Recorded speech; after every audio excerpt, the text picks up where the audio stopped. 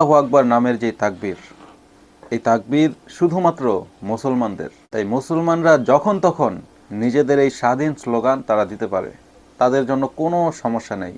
আমরা যারা মুসলমান আছি, আমরা আমাদের সুখে দুঃখে যে কোনো সময়ে আল্লাহর নামের তাকবীর দিতেই পারি, আমাদের কোনো সমস্যা হয় না।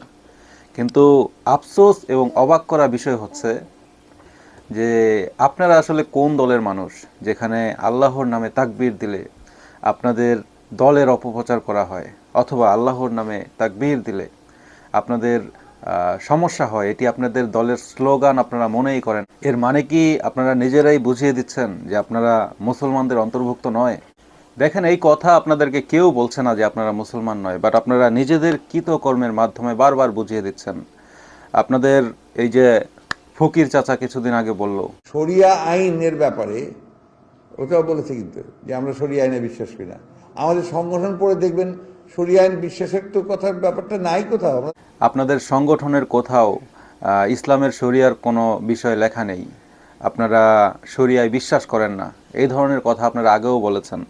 এখন হয়তো বলতে পারেন যে দলের একজন উল্টাপাল্টা কথা বললে সেই দায় সবাই নেবে নাকি, বাট যিনি এই কথা বলেছে তিনি কোনো ছোটোখাটো নেতা নয়। আর তিনি এই কথা বলার পর আপনাদের দল থেকে বড় নেতা বলেন তারেক রহমান থেকে শুরু করে কেউ এই কথার কোনো রকম তীব্র নিন্দা জানায়নি, যাতে আমরা বুঝবো যে একজন মানুষ ভুল করেছে, আপনারা তাকে সংশোধন করেছেন। এরকম কিছুই আপনারা করেননি।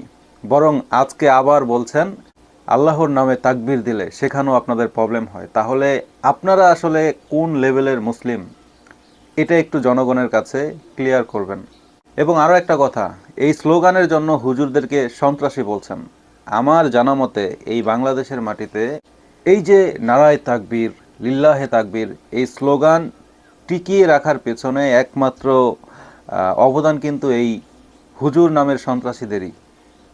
কারণ আপনারা যেইভাবে ধানের শীষ, নৌকা, এইসব স্লোগানের মধ্যে দিয়ে দেশ পরিচালিত করতে চাচ্ছেন, সেই জায়গাতে ক্ষমতায় না থেকেও তারা কিন্তু জীবনভর এই একটা স্লোগান নিয়েই বেঁচেছিল। এখন আপনি বলছেন এই স্লোগানের মাধ্যমে তারা দেশে অপপ্রচার করে বেড়ায়। যাই হোক, আপনাদের এই বার্তা নিয়ে আর কিছু বলতে চাচ্ছি না। শুধু যেহেতু আমি নিজে একজন মুসলমান এবং আমাদের দেশের প্রত্যেকটা মুসলমানের